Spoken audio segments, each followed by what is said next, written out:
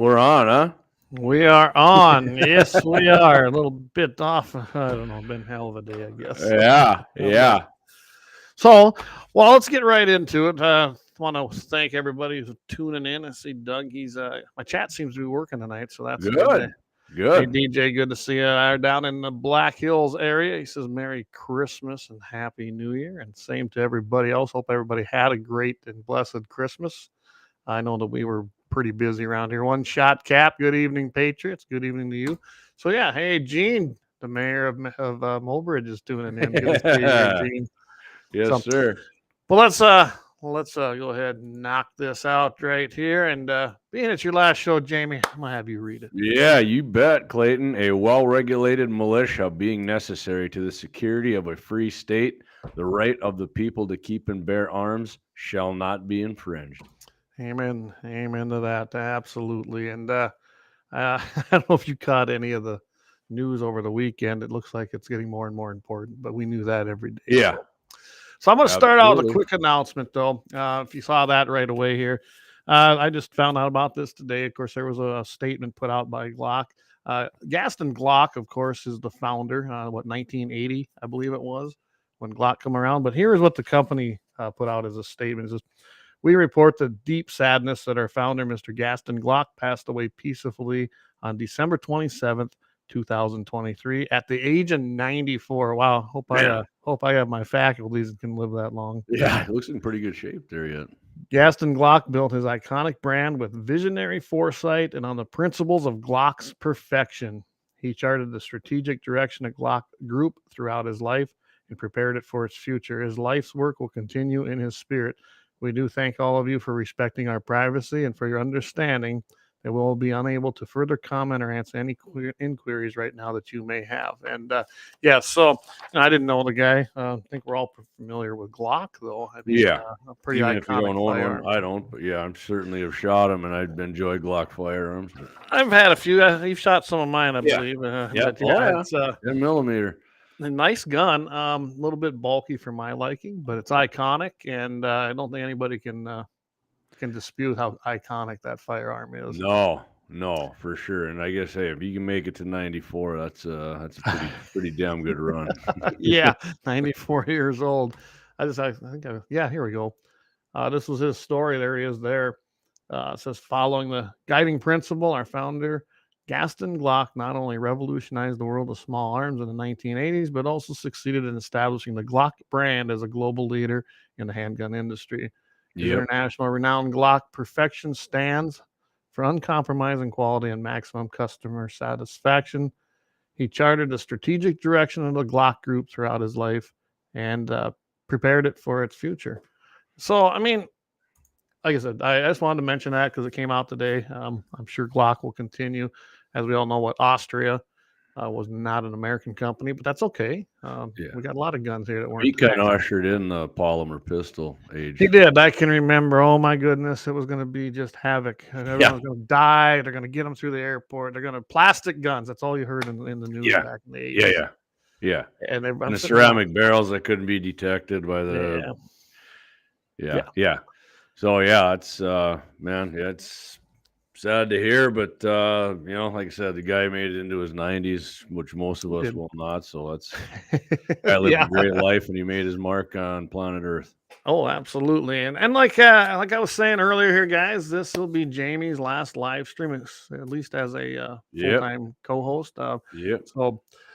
Just everybody, I want to thank Jamie for everything he's done here. If you think I did good, if you think I suck, say good riddance, you suck. But... No, I tell you what, this was a vision we had, over a year and a half ago, and we did a lot of thinking on, a lot of talking on it. I think you and I have always had that great rapport between each other. Oh yeah, for sure. Having a lot of fun. It's been a lot of fun. I did pull up a picture, and I got to show everybody this picture. This was a picture I took off of our first pilot. And do you remember that? We were messing around. We weren't even planning to go live. We're like, well, we got to try this out. Boom, we hit live because this was all new to me. And all of a sudden, we had a bunch of viewers on there. It's like, oh, I guess it's our first episode. I don't know. End of August, I do believe, right? I'm trying to remember. Yeah, didn't we talk? I think it was for about an hour, and we're like, wow, that went fast. So Yeah, it was an hour and 1 minute right there. Yeah, I'm in my dining room right there. I'm in the kitchen, lights in the back, and I was in my basement. It was full of junk behind me because I didn't have yeah, that's right. my You blur. guys straightened up pretty nice now. Oh, I mean, it looks pretty amateurish, but I tell you what, that was our very first live, and yeah, it's been quite a ride, my friend. Been quite a ride. Yeah, agreed, Clay. It's great, and I don't have a doubt you're going to keep it going here, and I'll be in full support. Oh, we appreciate it. And still, proud to be a founding father of founding father. I just like I said, I can't thank you enough. I'm gonna miss you having you on here every Wednesday. It was just kind of fun. I always look forward to it. It was a lot of work. I ain't gonna lie, it was a lot of work. You know that as well as we do. But we will continue. And hopefully you'll come back on as a guest. Oh, absolutely. And who knows? Maybe something just will happen, and I'm pulling my hair out, and you got to just fill in for me. Yeah, hey, I'm more than happy to fill in for you. There's no doubt about. All right. Well, yeah, we got a lot of things are coming in here, so let's go back up to the comments before we get rolling into this. It's going to be kind of it's not going to be as structured as it usually is. No, Jamie I told Clay get a couple, and I'll get a couple, and I got in late from Minnesota today, so I didn't have much of a chance to memorize much of this stuff. So, and guys, and I think I'll do this right now. I'm going to put my cell number up here, and I'll tell you why. Because I've done this before. And we were able to make it work. I believe I got it right up there. Yeah. All right. There's my cell.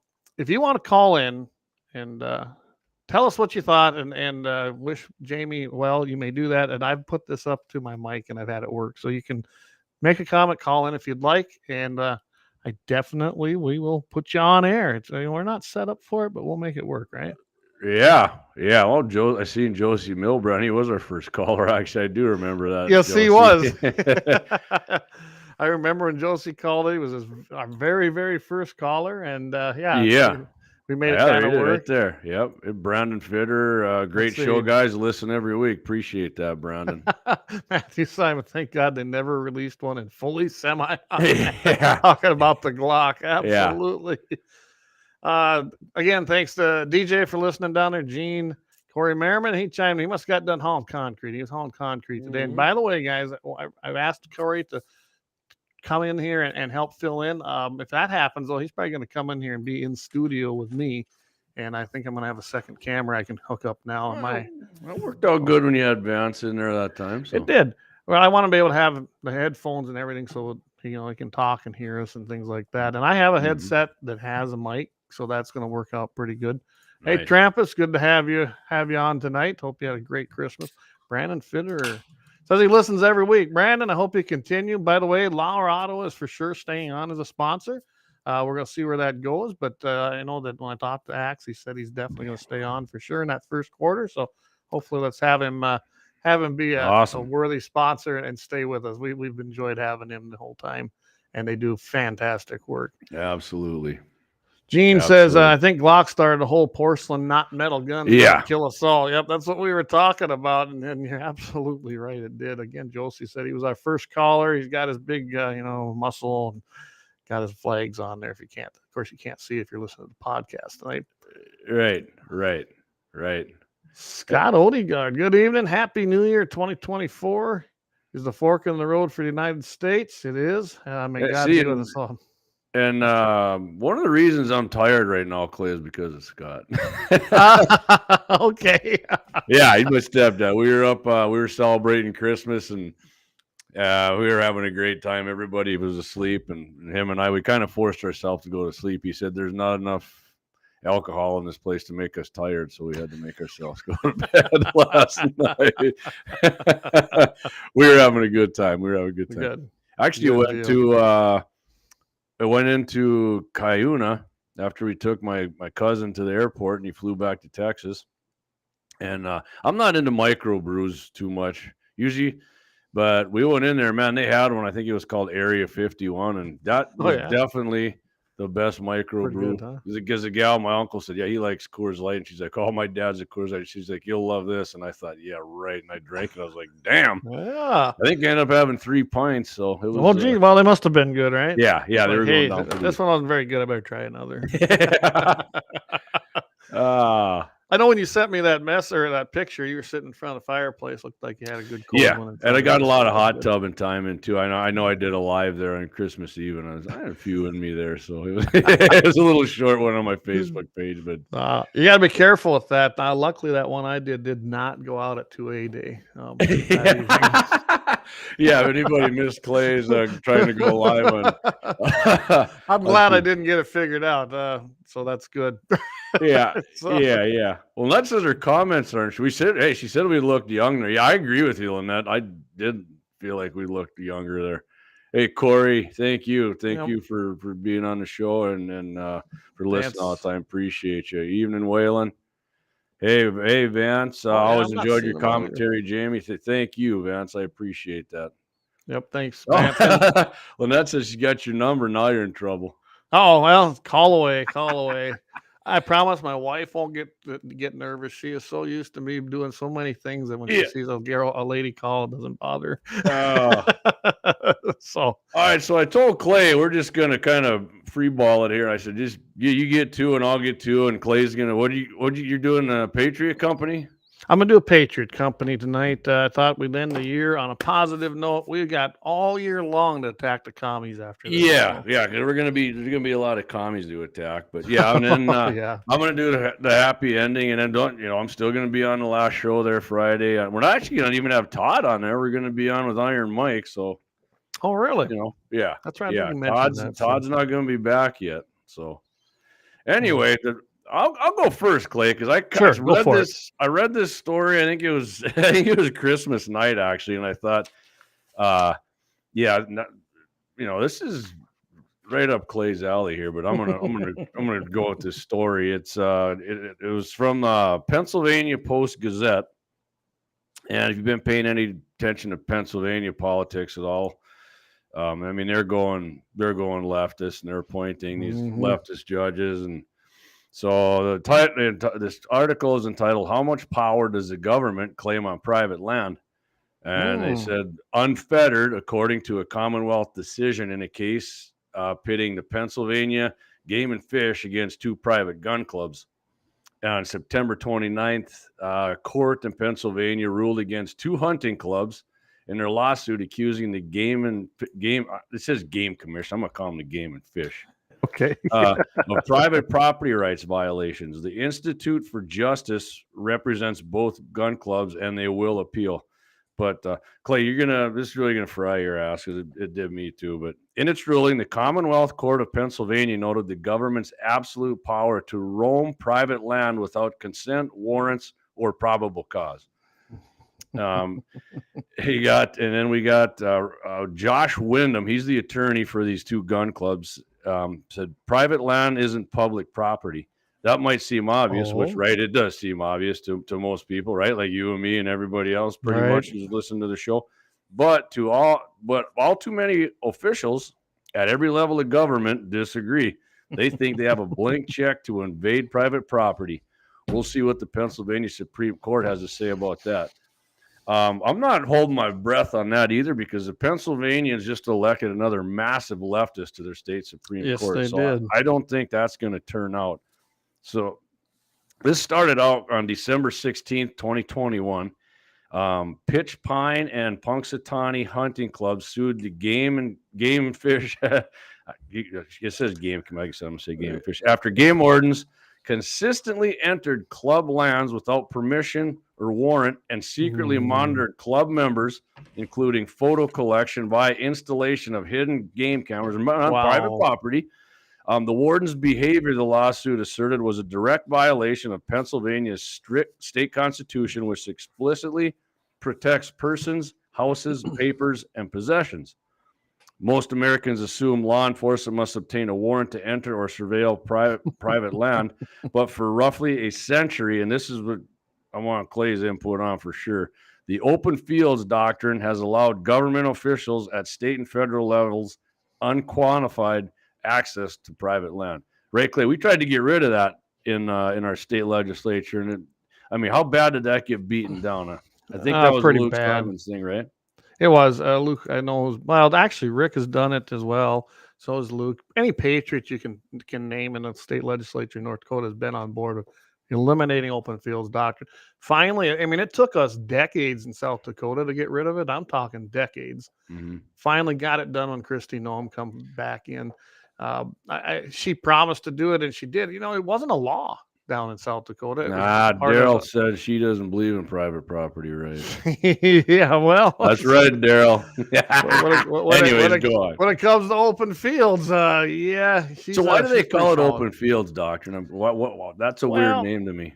Well, like everything that's communist, you got to name it so it's not exactly scary, right? Yeah, which should be called up your ass doctrine is what it should Basically, it should be called, violation of your constitutional private property rights act or something like that. But what it means is that it gives permission, especially to game wardens, wildlife revenuers, to basically enter your private property. In South Dakota, it did. Now, this is different in North Dakota. To just enter your private property to enforce the game laws. And that they had that authority, and they were given it. They were granted it by the state. So the state give a doctrine by fiat, by regulation, to eliminate the Constitution, which it was always unconstitutional. Just nobody really was able to take it to court. They just didn't have the money. Think about it. Government's got all our money. So a lot of people don't have they just don't have the money to fight it. Most people, the government's got an endless supply of our money. And finally, when Kristi Noem took office, she eliminated it. It ended open fields doctrine in South Dakota. Now, North Dakota is a bit different. I believe it's your homestead, and I forget how many feet it is. If someone wants to chime in, 400 feet or yards within, right? Or maybe I think it's 400 of your feet, dwelling. 400 yards is the shooting. I'm thinking of. You can't shoot within. Yeah, and so open fields are this is like warrantless searches, just like it was in South Dakota. For anything, it can be sheriff's department, it can be highway patrol, it can be any law enforcement official can come onto your property and search for anything in North Dakota, and that's written in the Century Code. And we got a problem. That's a bunch of BS. That's as bad as far as I'm concerned is a civil forfeiture of your property. So we got a lot of work to do on that in North Dakota. To me, that's hand in hand with the Second Amendment. It's probably just as big of a violation on your private property. And this must be something that all these state wildlife agencies are doing. We've covered this on Todd's show as well as here, where you've got Virginia was doing the same thing. They're putting up game cameras on private property and monitor, saying, "Oh, we got to monitor this." You don't have to monitor nothing on my land. Get the hell off it. What the heck? Yeah. So there's a little bit of this left here, Clayton. In its judgment, September 29th, the Commonwealth Court detailed the alarming powers and unfettered discretion assumed by governments via open fields. The facts of this case are not in dispute. The hunting clubs are member-owned hunting clubs that own thousands of acres of private land in Clearfield County. Members use the properties to hunt, vacation, and enjoy nature. To ensure their members' privacy, the hunting club have posted their properties with no trespassing signs, have installed gates at all entrances to exclude non-members and intruders. However, the entry status empowers game wardens, like you just said, Clayton. They're like Judge Dredd. They can do what the hell they want with unfettered discretion to enter upon and roam private land without consent, warrants, or probable cause. In ruling against the two hunting clubs, the Commonwealth Court was bound by precedent set. I swear you talked about this before, Clay. In Pennsylvania, Pennsylvania versus Russo was a case in 2007. Maybe you didn't, but when Pennsylvania Supreme Court said possessions do not include private land. How in the hell can you construe that to not mean private land? That is unbelievable. They're Democrats. That's probably how. Yes. The Pitch, Pine, and Punxsutawney lawsuits now moves to appeal. The hunting clubs, represented by Institute for Justice, will seek to overturn the Russo decision and ask the Pennsylvania Supreme Court to address a pressing question. Does the state constitution protect citizens from warrantless search on private land? And the attorney here, this Wyndham, said, Russo was wrongly decided, and we're eager to show the Pennsylvania Supreme Court why. The open fields doctrine destroys the point of having private land, which I couldn't agree with them more on. It treats fences, gates, posted signs, and everything else you might do to keep your land private as irrelevant, which it does, right?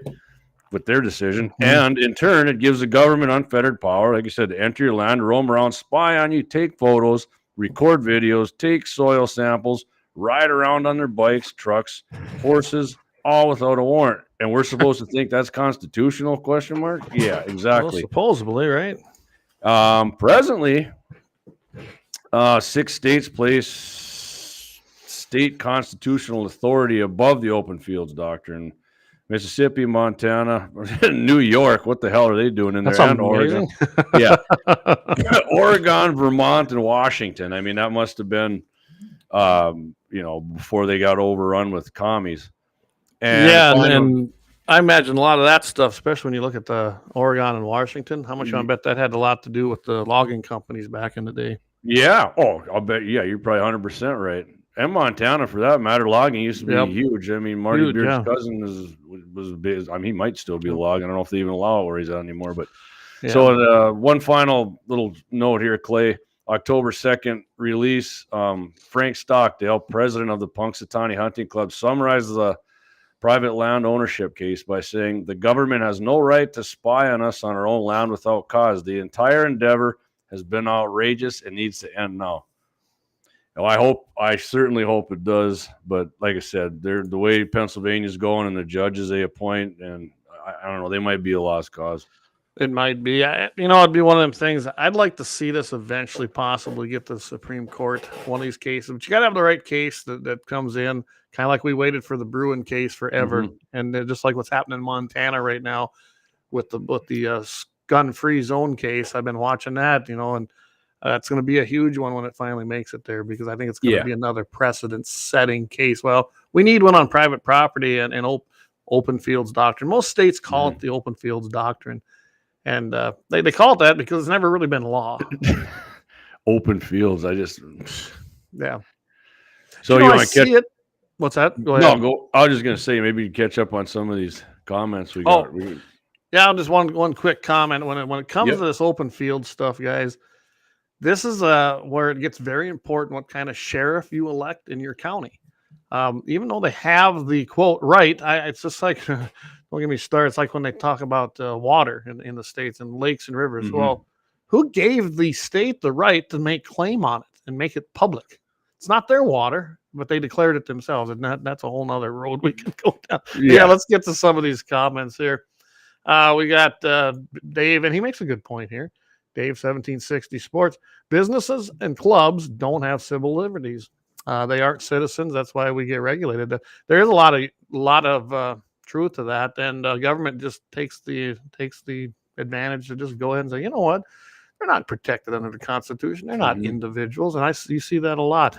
Matt Simon. Hey, Matt, I'm glad Matt's listening. I feel obligated to defend my future fieldwork. Christian. Man, I'd love that for you, Matt. Good evening, guy. Hey, Craig. Good to see you on here. Evening, Craig. I'm always looking forward to Wednesday evening now. Good. That's good. I want to see you on here every Wednesday. Yeah. Be great. Awesome. And down there, and well, he's in God's country, I guess, kind of down there, but he knows what I'm talking about. Good. Good Lord, girlfriend, not field work. May even be better the first way, Matt Simon, guys. You gotta love it, right? Oh, Gene Cox. Remember, these are the people who elected Fetterman. Exactly. Yeah, that's what I'm saying, man. It's exactly. Yeah, and they're logging spotted owl tasting like chicken. We'll have to ask Marty that one time with the. Now that's the ones I'm seeing. If they're not coming through, go ahead and put them up there or read them off, Jamie, because I know I've got some that seem like they're not coming through. Yeah. Everyone you read, I seen there. So that's. I think Marty's cousin's name is Lynn out there. Actually, he's a big old mountain dude. So. All right. Well, here. Yeah, Matt, he's laughing at Gene there. He loves it too. Yeah, that's good stuff right there. To spotted. All right, guys, the overlay is working now, so I just turned it on. Hopefully the comments will come up now. I don't know what's going on with the chat stuff. I actually got a hold of Restream. That's who we use. I got a hold of their support, and they don't seem to be able to have an answer for me either, but we will see what happens in the future. It always used to work great, but I don't know if there are too many people on their platform now. Couldn't tell you. Anyway.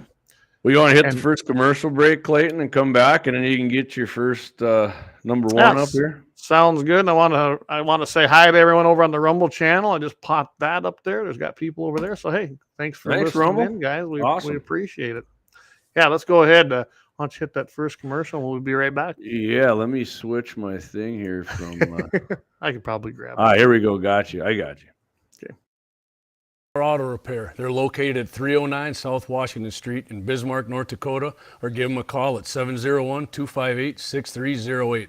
The team of mechanics at Lauer Auto can tackle any problem your vehicle is having, and when you do business with Lauer, you can be assured you're doing business with the Pro Second Amendment America First Repair Shop.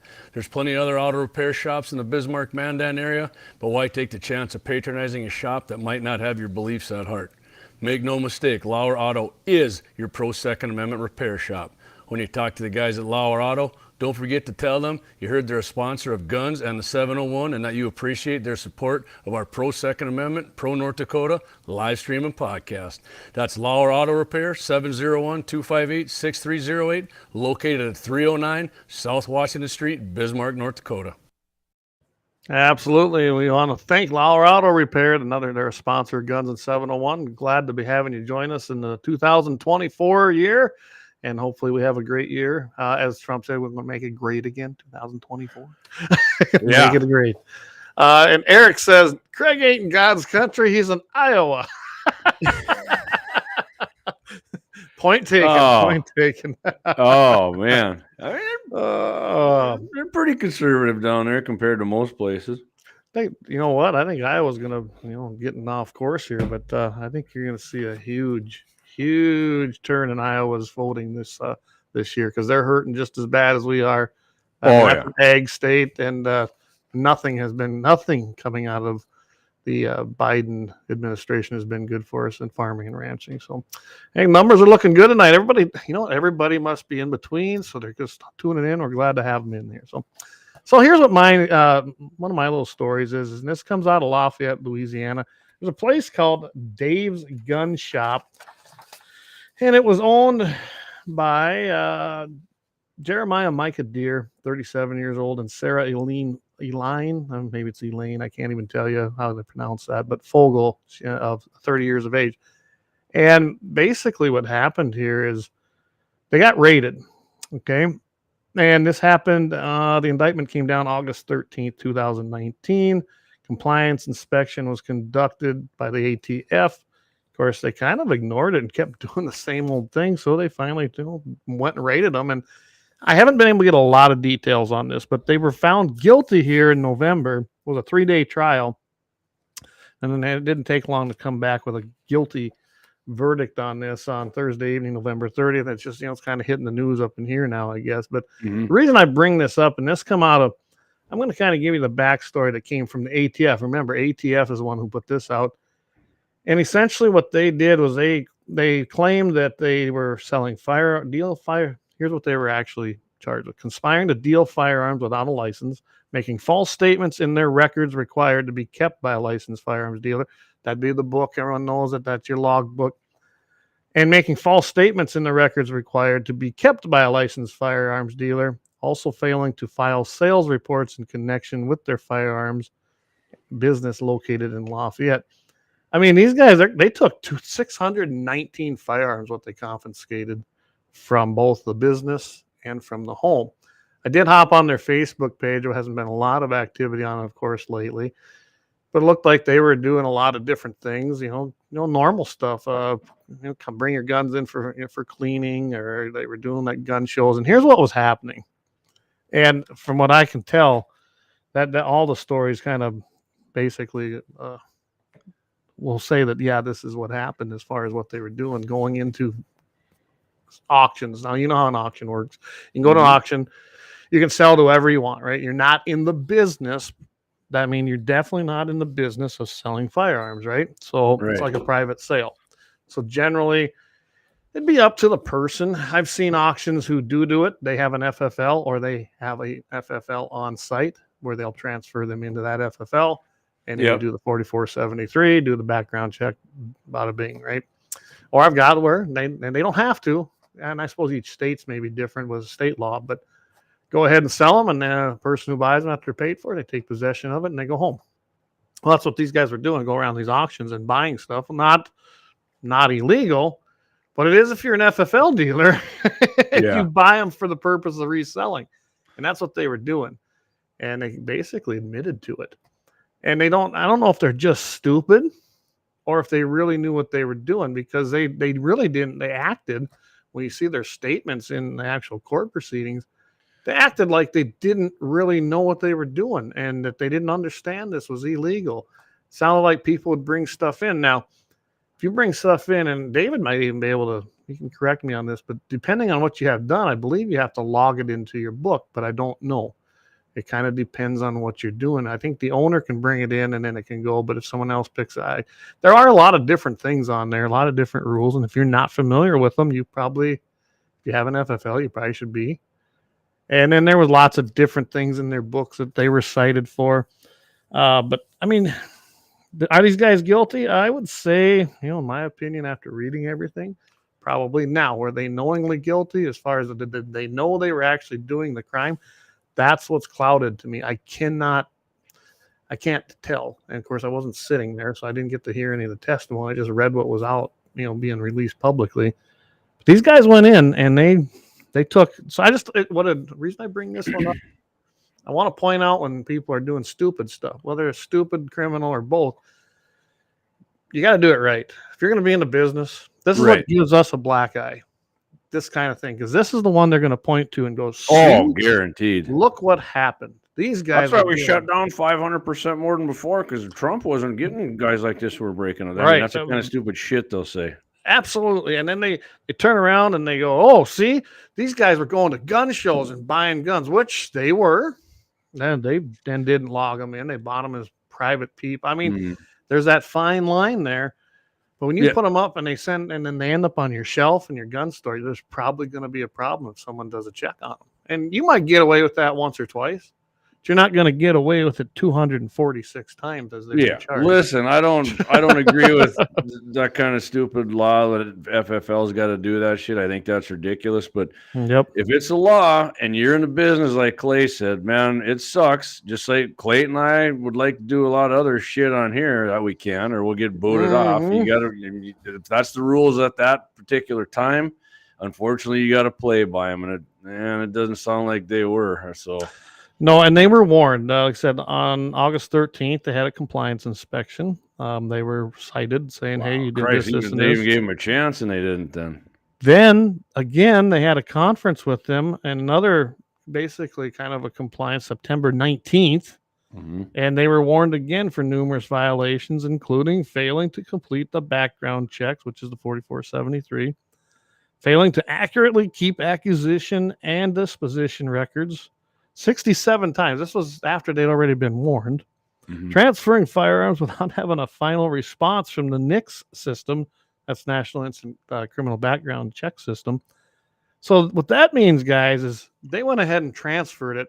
And I hate to say it, I've actually witnessed this happening at a private FFL dealer where they're like, hey, you're good for it. Just go ahead and take it and then I'll let you know when it's approved. You can't do that. If you get caught doing that, you're in trouble. Right or wrong, that's what the law is right now on it until we can, get it fixed. But so, I mean, it is not like these guys didn't have chances. And then they had inaccurate completion of ATF 4473 forms. You're going to love this. 111 times. Oh, my. That's not a mistake at that point, okay? Yeah, and I mean, it's hard for me to feel sorry for them. Exactly. This is what I really like. Trial evidence confirmed that on the same day that an ATF investigator provided acknowledgement of federal firearms regulations to inform Deere of their responsibilities as a holder and about the laws relating and engaging in the business of selling firearms at gun shows. So this all happened after it was on that day that he had told them all this. That's when he discovered it. I mean, they went forth and did it again. I mean, he got lucky with the ATF letting him off the hook the first time there and saying, hey, dude, pretty much get your shit straight. Yep. And this is what basically the judge in this basically told him that, hey, listen, you guys, after being warned, after seeing that you were willfully engaged in a business, you were cited, given a chance to correct it, and you did it again, yeah, he kind of said, nope, Yeah. I'm done with you. Yeah. And, Yeah. you know, the detention hearing, let's see, what is it here? Let's see. I know they are found guilty. Oh, they haven't had that yet. So yeah, like Clay said, they're gonna. Well, you watch if you hear something in the election cycle on some stupid commercial about crooked gun dealers, and they bring this up, and they'll act like all of them they shut down were just like this crew here. Yeah, which and is this far is from the truth. I think they kind of blatantly just said they either are dumb or give a big old. I mean, it sounds like it. Or they give a big old middle finger and said, "We're Yeah. not going to do this." And well, okay, you can do that. You can choose not to do that, but you probably pay the consequences. And yeah.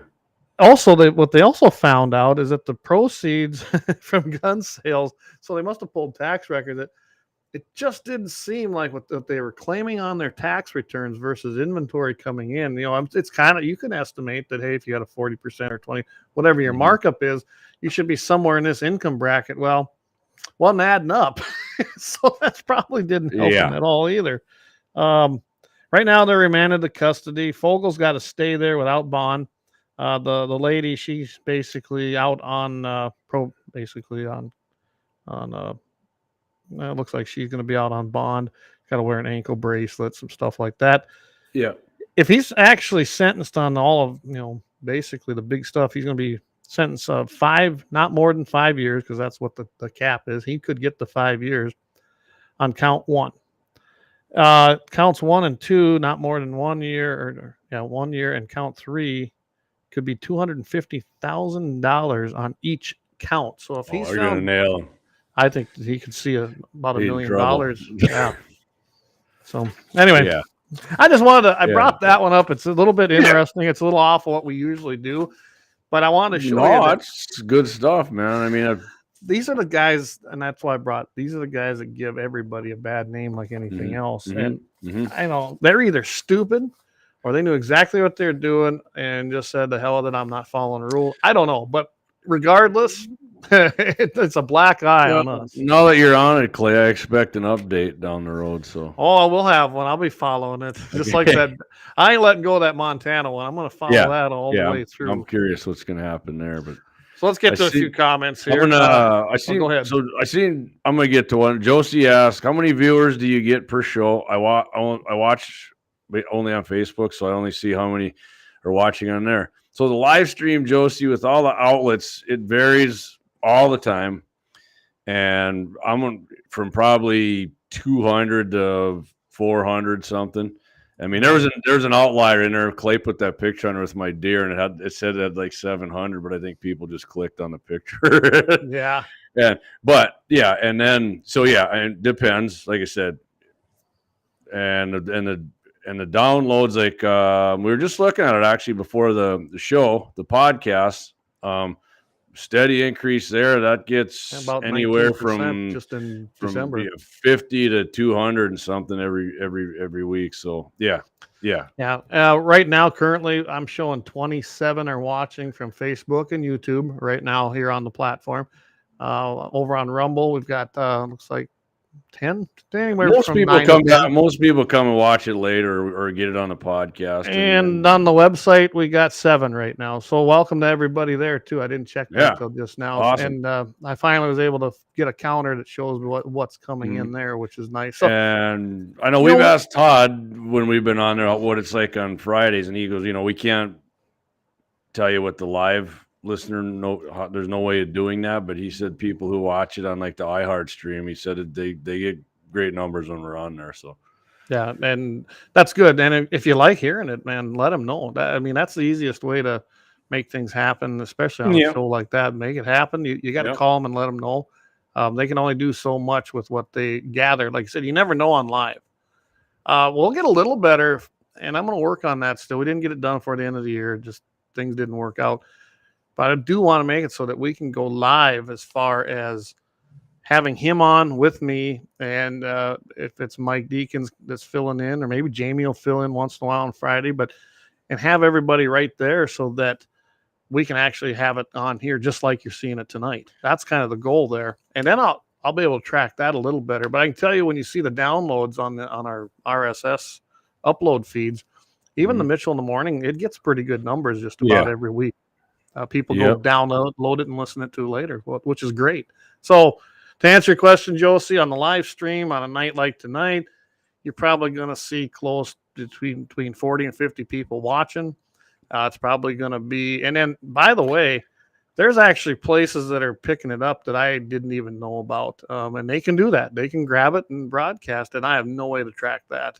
And then on the podcast, you can see anywhere from 200 to 400, depending on the week and what people are up to, that download it across all of the podcast platforms, which includes iHeart, Apple, Spotify, all the big ones, and then all the little, I don't know, it goes to 20, 30 some podcast platforms. Basically any place you listen to podcasts, you're gonna. I just got text here from my buddy Darren. He listens to the show all the time too. And a friend of ours passed away, a real good friend of Darren, Shanahan Schneider. And he said the week before he died, he put he's got the G&The701 sticker. He threw it on the back of his rig there. So awesome! Oh, wow. Thanks for pointing that out. And blind guy says YouTube says 16 is what he's seeing. So okay. Good. Yeah, most people, like I said, most people who watch don't watch us live. They watch the replays or catch it on the, and then a lot of people I know just, you guys should just be on KFYR full time. I'm like, yeah, I wish it worked that way, but I'll be honest, once a week. And I was never, me and Jamie were never interested in doing a daily show. We don't have time to do it. There's no way. Yeah, I would, And I can tell you right now, to do it for an hour once a week, I'm like Jamie. I'd want to see a little coin for that. That would be a lot bigger dedication to what we're doing. Or if they went to a 2-hour show, I'd entertain that. I really would, but I'd want to be getting paid. Like I said, I'm flying by the seat of my pants tonight. I didn't. So if it really sounds like I'm reading shit here when I do this, I am, because I do. The next story, I got a happy one in there. I didn't get the. But yeah, let's get to. Okay, so Craig, Lynette says she loves the Santa background. Yeah, thanks. Yeah, Santa with his assault Christmas ornaments. You got to keep them lions and shit away from his reindeer, man. The bears, they don't need them. Craig says, I know Iowa doesn't stand for idiots out walking around, but hey, we have big bucks around there. They're aiming. Yeah. You guys are whitetail. That's whitetail king country there. Well, maybe you need to invite me and Eric to come down and maybe get one of them big bucks. That sounds like a good idea to me. Yeah. I don't have any. You know what? Yeah. I've never explored hunting Iowa. Maybe that's a new trip. I don't know. There you go. Gene says that I think it's more of an auctioneer. Getting back to the 4473 is if you pay the auction company for the gun, you need a 4473. And that could be, Gene. I know that a lot of auctioneers, they just sell them and away you go. So hard to say if I don't know what the real regs are on that. It never really bothered me much. So my understanding of a gun show as a private buyer, if I buy a gun privately, I should not put it up for sale on my table. I've engaged in the dealership world. Yeah, Gene used to hold an FFL. So there you go. That's probably the answer. Yeah, if you buy it at a gun show, don't take it and put it on your table, because that's not probably going to be a little good. So that makes sense. Then if it's for yourself, just leave it. I'm not sure I understand that, what Dave put there. Same day drop off and pick up, no overnight. Yes, I'm not. I must have missed something he said there, and he was. Well, and I'm not seeing that one. So what that would be is, say I would bring it in for cleaning or repair or something. Yeah, he could take it in evidently the same day, look it over, do his thing, and then you could grab it. If it's there overnight, then evidently he's got to log it into his book. Yep, gotcha. And that actually makes sense for, I guess, to feds that, it's in your possession now, so they'll make you log it in. So, okay, that makes sense, I guess, as far as what's allowed. Don't make sense that you have to do it, but you know what I think of that kind of stuff. Okay, Eric says, I know a guy that was doing that, talking about selling, and the government came after him and threw all of his papers at the government man and told him to go get them out of here, off my property, slammed the door in their face. There you go. I imagine, I know who that was. I believe the guy lived around Lemon, if I remember right. I bet that's who that was. Let's see. He did that because he knew he only had a month or so to live due to cancer, so he wanted to give the middle finger to the government. Hey, you got nothing to lose, do you? Hey, well, yeah. So it is who I knew. Hey, Brian. Brian joins us. Good yes, evening, sir. Fellow MV. He said he's going to be a little late. He's here. Appreciate it. And Lynette says, we're watching on the big screen TV, YouTube, but then I have my own phone on Facebook. So, hey, they're watching twice. What's Corey say? He says, my screen on Facebook says 11. And yeah, so I can tell you guys. So now we've got Guns in the 701 Facebook page at 12. Rack's Adventure Team is 1. My own personal one is 1. And then Guns in the 701 YouTube is 15. So that gives you what numbers are, right? Oh, now that just dropped. So, and it goes up and down, guys. I watch that thing jump 3 to 4 most of the evenings. Well, Matt said his dog just chased a coyote out of the yard. Is it still illegal shooting light? Yeah, you got a bow? You get yourself a bow there. Don't put a lighted knock on it, but put a suppressor on it and call it a day. Get your gun. Yeah. I know where Matt's at. Did it go towards my relatives over there? They're to the east of you, Jeff and Sean. So he says, for the need of the bound book and the 44. There you go. That's what we were talking about. That's what Dave answered on that. So yeah. Eric has looked into it, talking about the hunting in Iowa now, but it's $400 for an out-of-state tag. So he said, the heck with it. I'll pay $400 for a big. I was gonna say, if you get one of them big Iowa freaking 190 whitetails, that's every state has their their extortion fee for hunting. They think they own all the game, so I guess if you want to do it, you got to do it. But I know there's some big deer. That in Kansas, and I got a place to go in Kansas. Kansas has, and Ohio. Yeah, I mean they got huge. So Gene says if you do a consignment, tell the owner they need to pass a background check. Should the owner want to take it back? I learned that the hard way. Okay, so there you go. You put it on consignment. They're gonna have to log it in because it's being sold in that store, which would make sense in that world. So, and so he followed up. Owner didn't pass the check, so could not get their gun back either. Oh boy! Oh my god! you know what? I don't understand that. Before I go on this, I can tell you right now, in all them years I did the NRA stuff, and I'd watch people come in and they'd fail the background. They'd fail the 4473. Oh, I thought it'd go through. So they knew it. And I can tell you right now, most people, not all, know they're not going to pass it. So we had it stated in our programs. We announced it all over the loudspeakers very clearly, every banquet, that if you can't pass the 4473 and you win a gun because you played one of the games, you will forfeit your prize.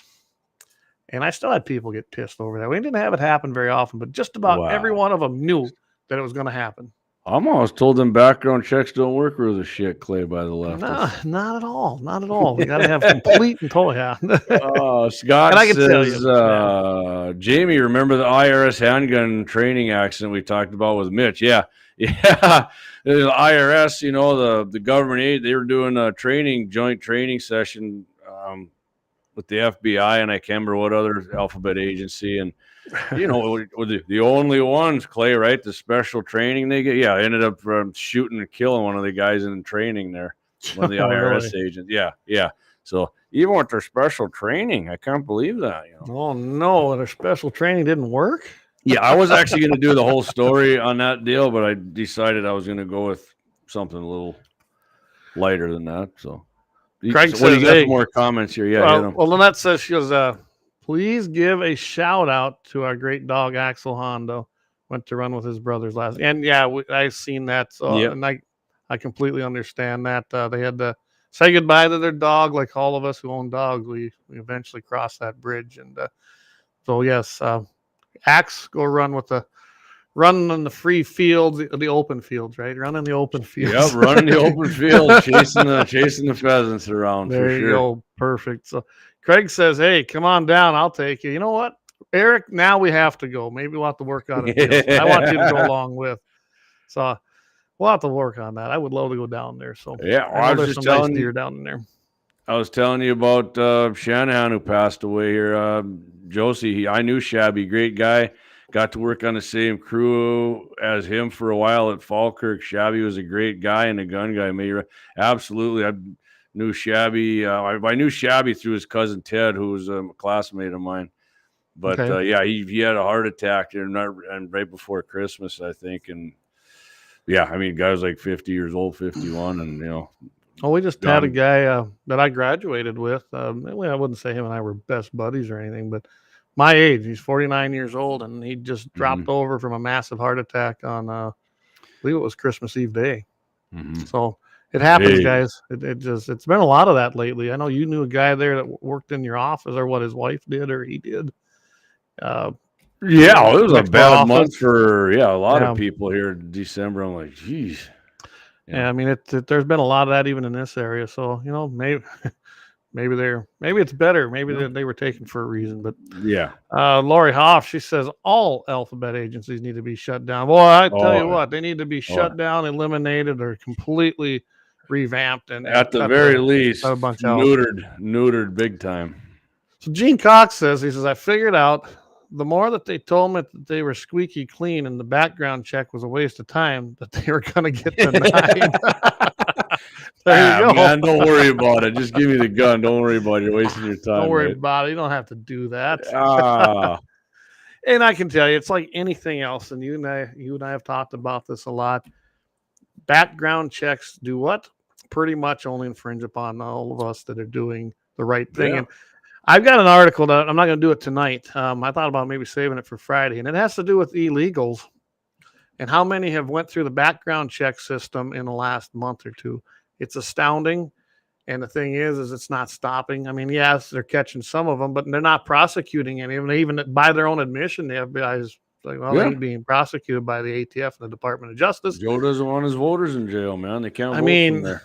The only guy that maybe I know of lately that got dinged on it finally was Hunter Biden, the president's son, but nothing's going to happen to him either. It's a felony. I mean, if you're a drug user and you answer no, you lied on the 4473, that's a felony. Yeah. And then throw your handgun away in a dumpster at a school. Yeah, how about that? I'll tell you what, let's take our big break. Yep. Thank a couple more sponsors here, and then we'll come back. Yep.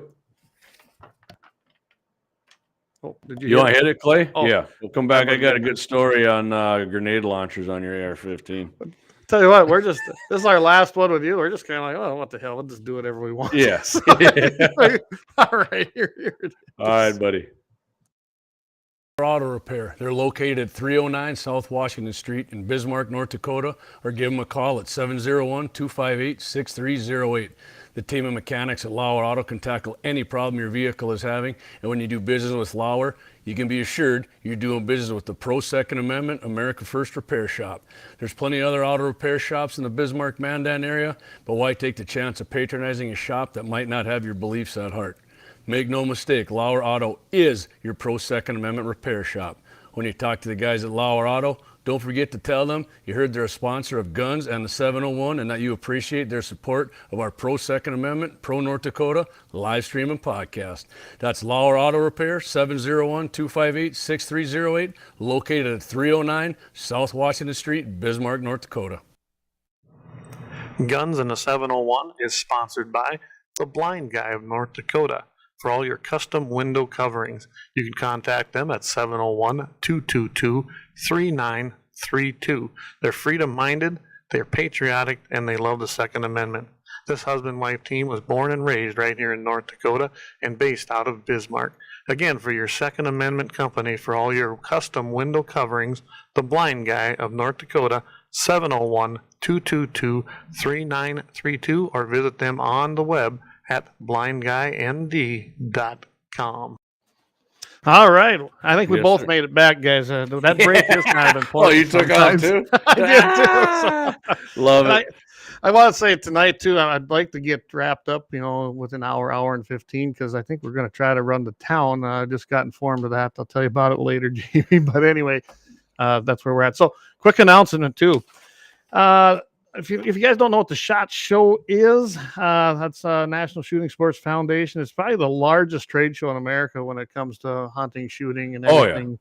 Oh, yeah. And that is going to be taking place, if I remember right. Yeah, right here, January 23rd through the 26th in Las Vegas at the Venetian Expo and Caesars Forum. So just so you know, 2024 SHOT Show coming up. And you got to be a vendor. You got to basically have a reason to be there. And I definitely want to go to that sometime. So, and I know that I know enough FFL dealers that I probably could. It actually moved up, Clay, to last year the number 8 trade show in all the United States. Yeah, I've seen that on here too. That thing's huge, guys. And I just they love got to the go in fact- 2 buildings in Vegas now. It's not even a 1 anymore. See you, Josie. Thanks, buddy. You keep your powder thanks, dry as Josie. well. Appreciate you. You got to get going. Hey, we know how that happens. Yeah. Craig says next time I'm out visiting family, I'm going to have Grizz bring me over so I can meet you. Absolutely, Craig. I'd love to have you come over here. We'll take you out. I got a little range set up. We can bring some guns. We can shoot a little steel, or I can meet you at Eric's. I know he's got. You're kind of undershooting it to say in a little range. Wow.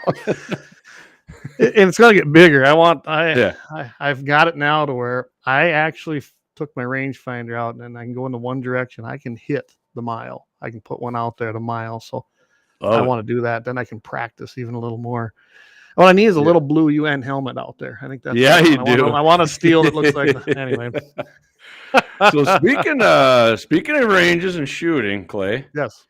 Which I didn't know this, considerable interest has shifted to and I know about these, and I know you do, and probably a lot of our listeners and viewers, to the 37 millimeter and 40 millimeter launchers. Really? Like under the AR, yeah. You see them in the movies and the military. Yeah. I mean, I knew you could get them, but I didn't know what you could really shoot out of the dang things. But this is the one I always knew about. One of the most popular is the underbarrel M203, which I knew the name of that, right? Right. Tight for mounting on a rail under your M16, so / AR-15. The underbarrel launchers are available in both 37 and 40 millimeter. They're also standalone models, which they got. You've seen the ones in the Vietnam movies, and the guys just kind of crack it open like a single shot and pop one in there. Yeah, they got whatever you call the remakes of them. What's the name I'm looking for? Replicas of those. Okay. Reproductions. Yeah, and the ones like the police. I think this is it right here. It's called the 38 millimeter Federal Laboratories used by the police, and I think that's the one they use, right? Original GI and aftermarket 40 millimeter M79 grenade launchers occasionally are offered for sale, and Spike Tactical now offers an accurate replica of the M79, but it's in a unrestricted 37 millimeter, which you and I can just buy, which I'm going to get into shortly here. Most 37 millimeter launchers are primarily designed to launch flares, signal, smoke, and other non-lethal rounds. Like the 37 millimeter, the 40 millimeter can launch flares, smoke, but 37 and 40 launchers registered with ATF, the 40s, the 40s you got to register with the ATF as destructive devices. That's why they say the 37 is unrestricted. So 3 more millimeters makes it the most deadly thing in the world. Gotta register that. It can also shoot buckshot, fletch, batons, rubber pellets, bean bags, other anti-personnel rounds. HE, of course, are unavailable to the general public.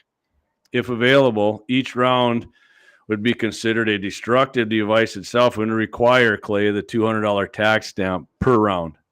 If you had an HE. If HE was legal, that's what you'd have to pay on top of what it would cost. Then they also require, if it was you had one, a federal explosive permit and fall under strict shipping and storage guidelines, obviously. So in case you're wondering, the definition of a destructive device, which is found in 26 USC 584 apostrophe F, in parentheses, I don't know what the hell that. That's the U.S. title codes. Yeah, the definition reads as follows: any explosive, incendiary, or poison gas, bomb, grenade, rocket having propellant charge of more than 4 ounces, missile having an explosive charge of more than 1/4 ounce, a mine, or similar device. Okay. Right. So, great. And so in these, I think in both of these, you can get this thing called the Beehive round from DeGroat Tactical. This thing's pretty cool. I mean, I got a couple of different rounds I'm going to talk about, but it simultaneously fires, depending on which one you get here, 10 to 18 22 rimfire cartridges. The cases are usually made of aluminum. It looks like an old pepper box. Remember those handguns? Yep. That's what this thing looks like to me. It reminds me of like a pepper box handgun. Yeah. Just like I said, it holds 10 to 18 rimfire cartridges, and the 22 cartridges they're all fired at the same time. It ain't like they're going to come out singly, so it's like an assault rifle, Clay. It's like everything comes out. Yeah.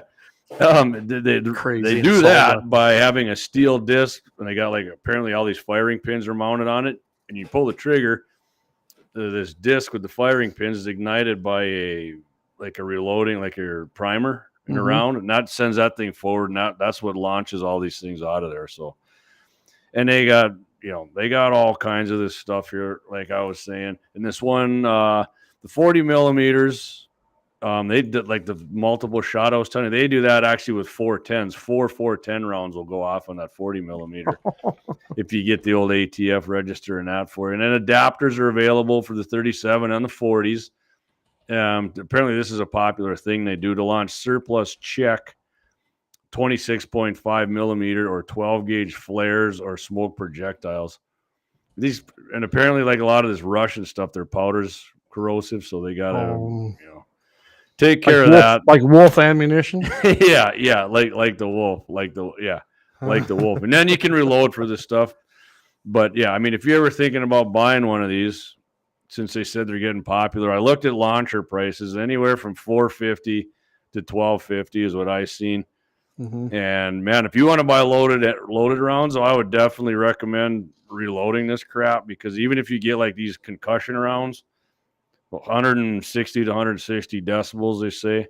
Yeah, they're like $27 a round, and they were sold out. So I'm imagining they're probably a lot more now that they sold out and Joe's in control. So I'm sure. I mean, it'd be fun.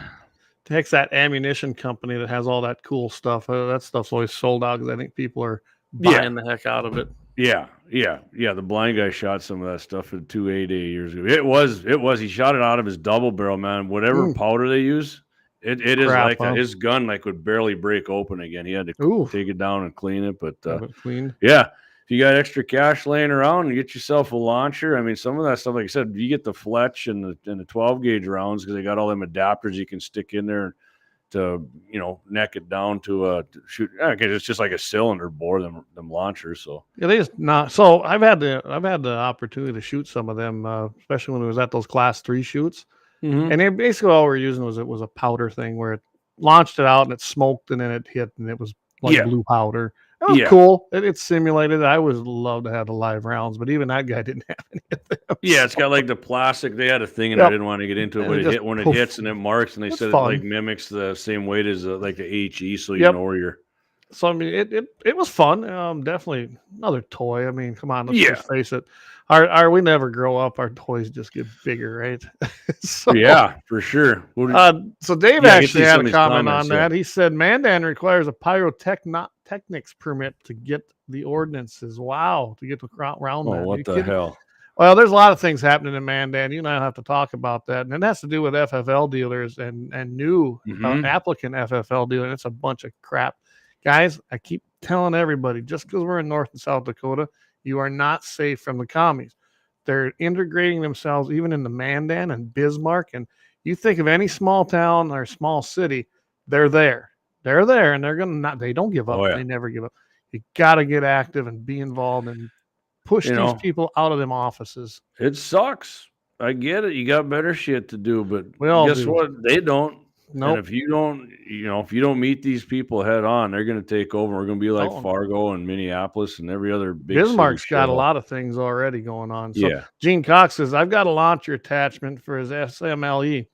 He says, good for tennis balls, originally designed to launch Mills bombs during World War I trench warfare. That would be fun.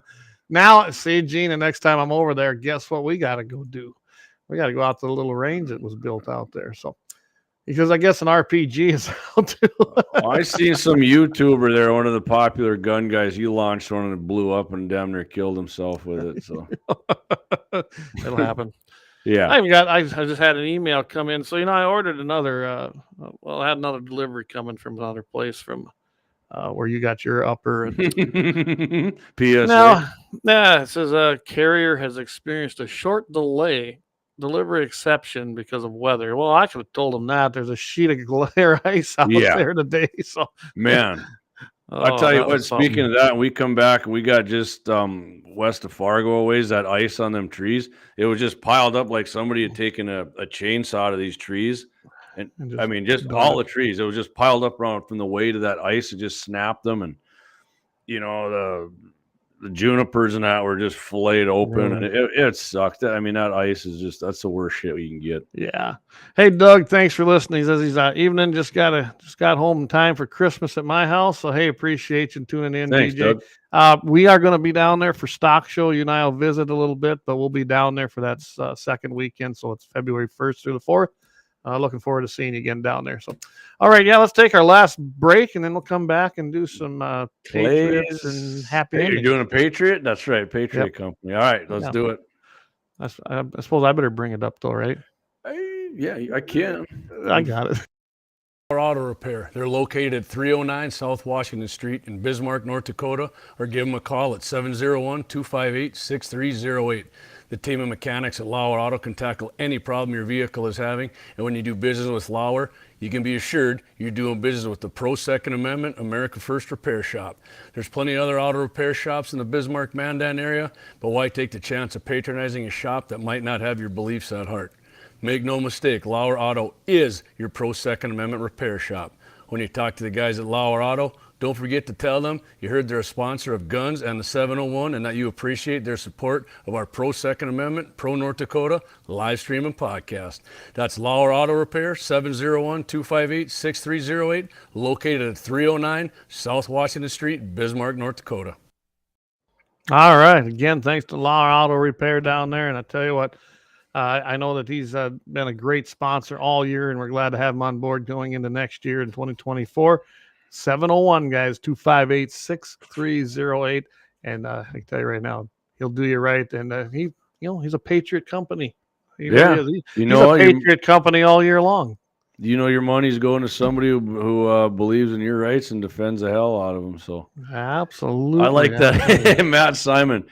Big Faye was shot by a 22 pepper box, 5 shots, but she dressed out at 290, so none of the bullets found the vitals. See, now long-time listeners, that's some Rooster Cogburn, but Clay, long-time listeners will know that we did the 22 ammo thing right, and they actually they penetrated pretty damn good. We did, I think we used 22 Plinksters gel test, right? Them things were going in like 20 inches, right? They did really well, actually, more than I thought they'd do. So absolutely, yeah. I want to find some of those and use them. I mean, I'd love to test those because our sponsor there, the Pro Second Amendment for sure Gunshop in the Bismarck Mandan area, has got the gel. So well, yeah. Hey, and Matt, you and I got to visit too. Now that Jamie's going to be gone and leaving us, unfortunately. Again, I'm going to have a lot of guys come in here and help co-host, but I'd love to have you on as a guest or a guest co-host because I think that'd be awesome. You've got a lot of knowledge, and we're going to be doing a little more of that. So, absolutely glad you tuned in tonight. So, are we ready now? Should we move on to what? Should we go on to the Patriotic? Yeah, let's hit it. Let's do the Clay's Patriot. All right, we'll see if we get dinged for using the national anthem again. Oh my God, yeah.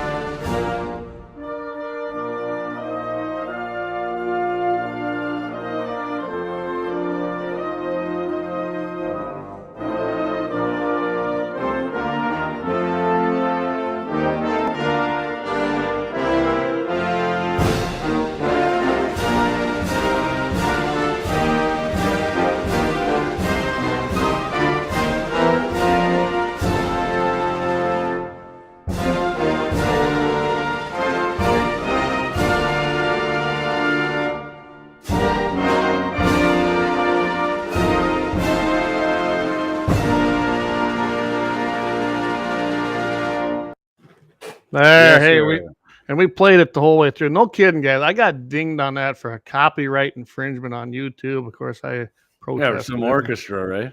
Yeah, and they decided that I was okay because it was public domain. I was like, unbelievable. I think they're just watching us. So anyway, the Patriot Company. Case, man. Nothing public. That's everybody's now. Yeah.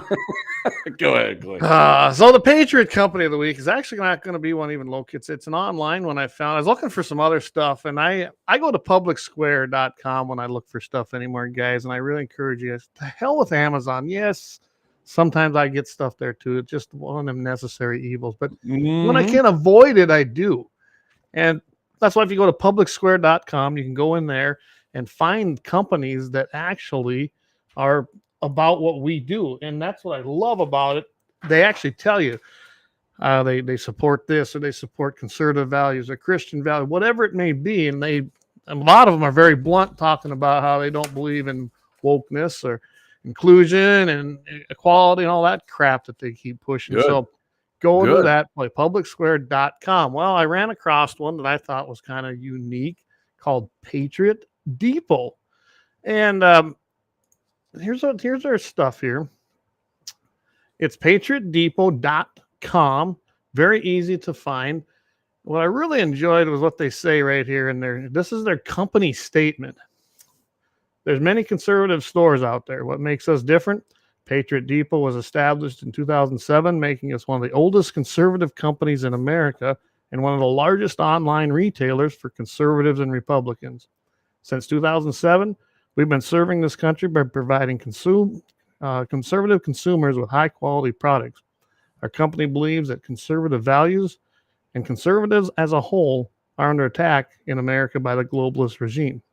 We believe that if more conservative companies don't start speaking out, it's only a matter of time before liberals and Democrats run this country into the ground. We believe in individual rights and freedoms, and unfortunately, Republicans and conservatives are the only people really willing to fight for these values nowadays. We know that many of our customers feel the same, and we want to support brands that align with our conservative values. That's why we started Patriot Depot, the one-stop shop for conservatives and Republicans alike who want to spend their hard-earned money supporting American brands and companies and not destroying them. Every product on our store has been thoroughly vetted to be of the highest quality possible, so that you can rest assured that with every purchase, not only are you getting what you pay for, but you're supporting hardworking American stores and brands in the process. Amen. Right? Yeah, I'm checking it out right now. They got a lot of good stuff on here. A lot of great stuff. And I actually had the pleasure. I called there today. You know how I am. I ain't afraid to call places, right? Yeah. And I didn't get to talk to the owner necessarily, but it was somebody who kind of, I think, handles their probably their public relations, and asked them some pretty hard questions. And I can tell you, this company's solid, man. They give to organizations that are with us. I'm actually going to bookmark that right now, to be honest with you. I mean, they literally, they just can't wait to support anything that's America. And I mean, they are America type first people. And let's see if I can bring this. So there you go, right there, guys. There it is. And you can see they've got a ton of stuff, caps, books. I mean, they got a whole bunch of stuff right here. What I love is they got a whole thing of T-shirts that have to do with the Second Amendment. Right here, Trump gear, Second Amendment gear. I don't think any of their decals are as cool as ours, but they're still pretty sweet. That's right. They're still sweet. Until we start making them, you can get those other ones there. Otherwise, Gunshop.com/store. But you can see their headings there. You know, they got apparel, and they got shirts by topics. So, and you can see them here. You got conservative tees, anti-Democrat tees. I mean, you got to love that. They have a whole thing about anti-Democrats. I love it. I mean, I love this one probably. It's called America's Not a Democracy. Oh, my God. That's perfect. Republic. Know the difference, baby. Absolutely. I think we're going to come up with our own design for that. One of the most fingernails on the chalkboard thing I can hear is when they say we are democracy. Doesn't that just... Oh, yeah, I know. It just real quickly, I seen it looks like we got, I've never seen this person before, but Mike STGL. He says legal gun owners in Illinois will become felons first of the year for not registering, quote, assault rifles and magazines over 10 rounds. Yeah, you're right, Mike. That's exactly what's going to happen out there. The court case, of course, did not get the injunction that we were looking for. I can tell you it's being appealed. It's going to work its way through the process. So, unfortunately, of course, I wouldn't live in Illinois because of the communist regime and their rules and things that they pass there. But those patriots that stay there and fight the front lines, because that's what you're doing. I'm telling you right now. Resist, do not comply. In fact, that place I just showed, they got a t-shirt that says do not comply. And that means, and just wait it out, because just as when the bump stock went into effect, nobody turned any in really. The number was even 1%. I don't think it was even 1%. Yeah, even in like Connecticut, it was, and it was pathetically low. And destroyed them, right? Yeah, right. Yeah, well, I mean, Clay, we've said this before. That's their plan. To this point, they don't have the balls in any state yet to go door to door. But, hey, you know what? Let's just make it illegal. We'll catch some guy out, some big criminal out shooting a deer or shooting target practice with his AR, and then we're going to arrest his ass for owning an assault rifle that ain't registered. I mean, because I'm sure the gangbangers give a shit. They're complying, aren't they? Yeah. Or some yeah. But when you get to that Illinois case, I know it's going to be appealed, and as it works its way through, it'll eventually get to the higher courts, where then it's either going to be upheld or it's going to be thrown back down and say, hey, listen, because of Bruin, you guys got to relook at the historical use. And there's another one brewing, guys, right now out in Maryland. Another Bruin or another one brewing like another one brewing like a pot of coffee. Yeah, but this judge is insane, and I'm going to actually cover it next week. I didn't want to go into it I'm going to go in pretty in depth on it next week. And what this judge said he's trying to actually now make it sound like having an assault weapons ban is a historical use and is historically relevant. And the things the guy says, he's asinine. Like I said, I'm going to go over that next week for sure on Wednesday. So be tuned in Wednesday, because I'm going to give you guys the nuts and bolts of that, because I'm telling you, this is what's happening. I'm going to tune into your first show then. What's that? I'm going to have to tune into your first show. Tune in. So, that's good. I like that. Seen your comment here. My wife could probably do your decals. Yeah, probably. And we can talk about that. I actually want some of the old school logo. I'm probably going to, the one we got now. There's some of the wife's work right there.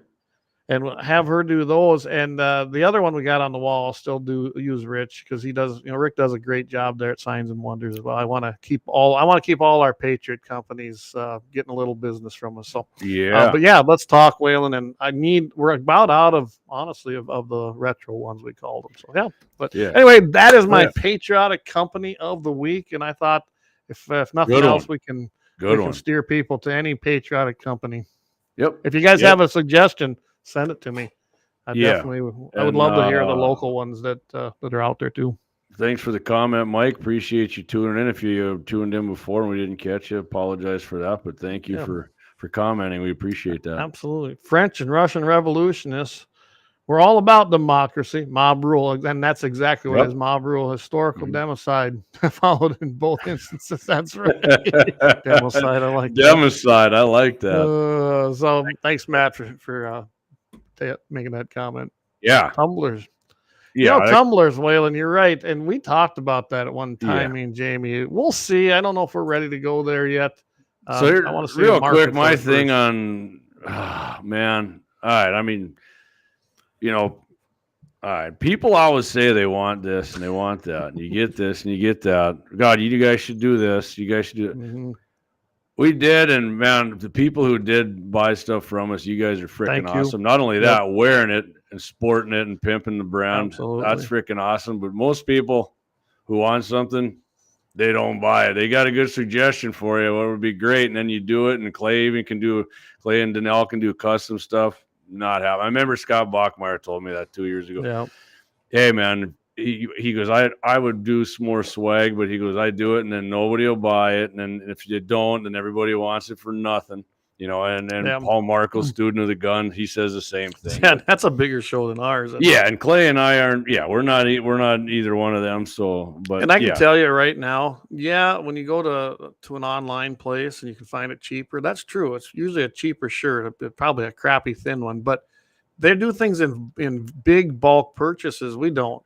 we couldn't afford to keep that kind of overhead. So when you've seen the prices on our website, we're making a little. We got to cover some of that cost, but man, even a cap for even a cap for $30, Clay. That's not that out of hand, especially the freaking pimped out one at that nice. And right now, if you haven't looked at the site, we got free shipping on everything for Christmas. I had that on there, and I'm gonna run it all the way into January. We'll extend it about the middle of January. So if you want something, now's the time to get it.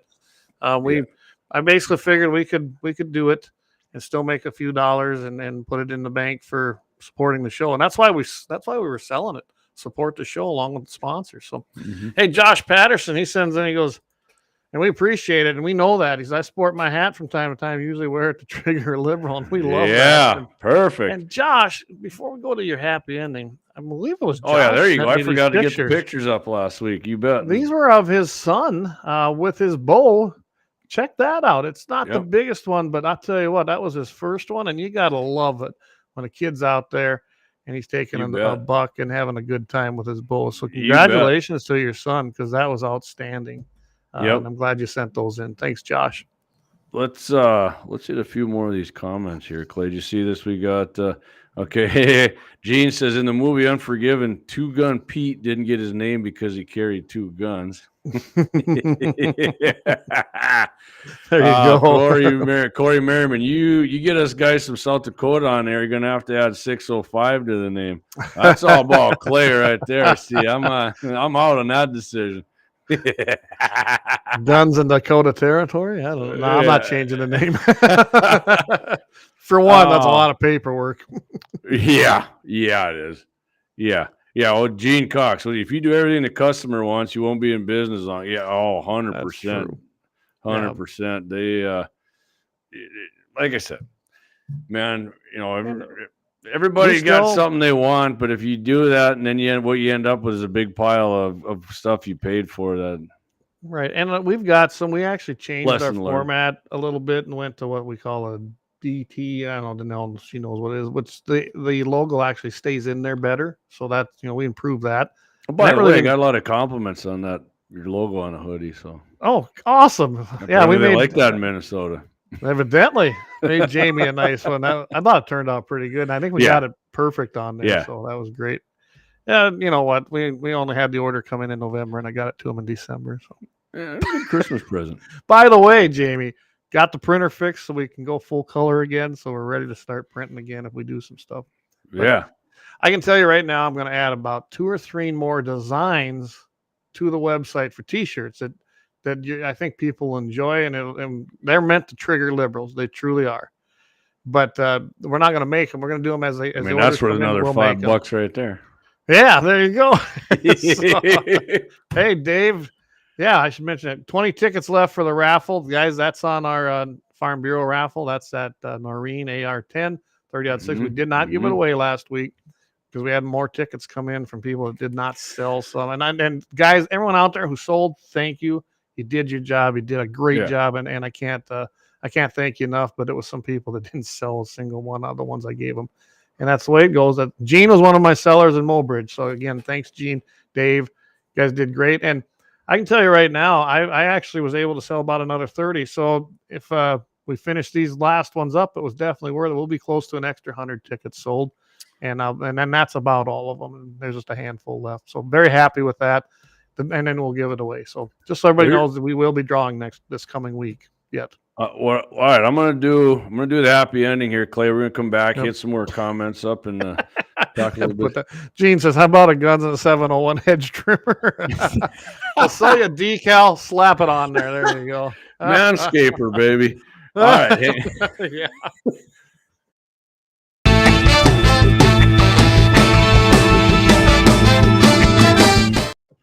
Oh yeah, happy ending story. Clay said to keep that part of the show too, which is which is great.